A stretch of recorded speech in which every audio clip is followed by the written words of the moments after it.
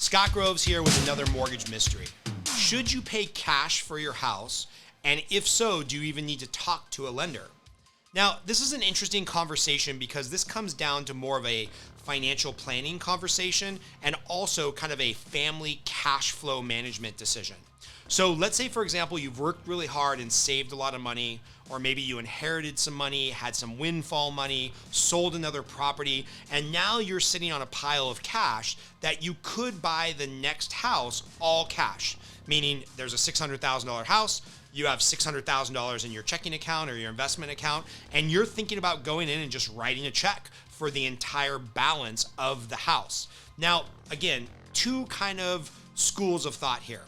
One school of thought is more of that Susie Orman, Dave Ramsey, have no debt train of thinking when it comes to financial planning. Meaning, if you have the cash and you can be debt free because obviously you won't pay any interest if you don't have a mortgage, then that's the most sound route to go, right? There's a freedom, there's a weight that's lifted off of our shoulder when we have no mortgage, no debt, and our monthly expenses are insanely low.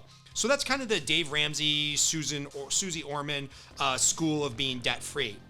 On the other side is the David Kiyosaki, Rich Dad, Poor Dad, which says, hey, if you can borrow on your primary residence up to 80% of the value of the house while still getting the best terms, the best interest rate, and not paying any mortgage insurance, and you can finance that debt currently in 2021 somewhere around 3%, well, then you should have a mortgage due to the fact that inflation, meaning the increased cost of goods over year, is running at like 3 or 4%. And the 3% that you're paying on your mortgage is tax deductible. And there's some other benefits where you could then take that money that you were going to pay cash for the house and redeploy it to other investments, right? Invest in your business, invest in the stock market, put money away for the kids' college, buy some cash value life insurance. So it's really a personal preference of, am I the type of person that's gonna feel more emotionally sound having no debt, and then I'll start saving from there because I don't have a couple $1,000 a month mortgage payment? Or am I the type of person that I'm comfortable having that cash flow expense, AKA my mortgage, and I want to redeploy those hundreds of thousands of dollars to other investments, other savings, other financial vehicles where you could potentially make significantly more than the 3% that you're paying on your mortgage. So again, really just a personal family financial planning decision. However, I will say, even if you're thinking that you're going to buy your house all cash, you should speak to a loan officer like myself for a couple reasons. One, you might decide last minute with you and your tax professional or your financial planner or your stockbroker or whoever manages your finances, you might decide last minute after you have an accepted offer, hey, you know what? I don't really want to stroke a check for $400,000 or $1 million to pay for this house all cash. I do want to have a loan and be able to leverage myself with a low interest debt vehicle like a mortgage and put some of my capital to work elsewhere. You might make that decision when the moment arrives.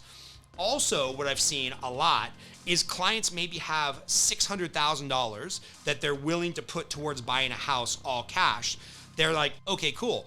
I'm not going to buy a house more expensive than $600,000 because that's the cash they had to buy the house. And then, of course, they fall in love with their dream house or a house that has an extra unit that they could rent out or a duplex or just, for whatever reason, they up their budget now to $750,000 or $800,000. So now there's a gap, right? You have $600,000 to put down. You need a mortgage of $100,000, $200,000, $300,000. This happens all the time.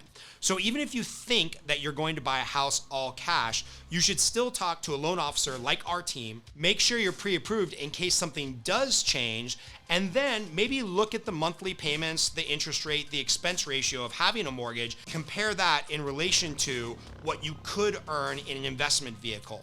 So again, nuanced conversation you need to be having with a quality loan officer, a quality financial planner. If you want to have this conversation, shoot us an email, leave a comment below, get in touch with us, put your information directly on our calendar. All the links are below, and we'll help you talk through this. Should I buy a place cash or should I use the power of a mortgage? And if you need a referral to a financial planner who can help you make this decision, we've got somebody that works in every state in the nation who can help as well. So Scott Groves with another mortgage mystery video. If you have any questions or there's a video that you'd like to see, leave a comment below, click the like button, hit subscribe. We really appreciate you watching this. And if you had any questions on anything mortgage related at all, just get in touch and we'd be happy to help.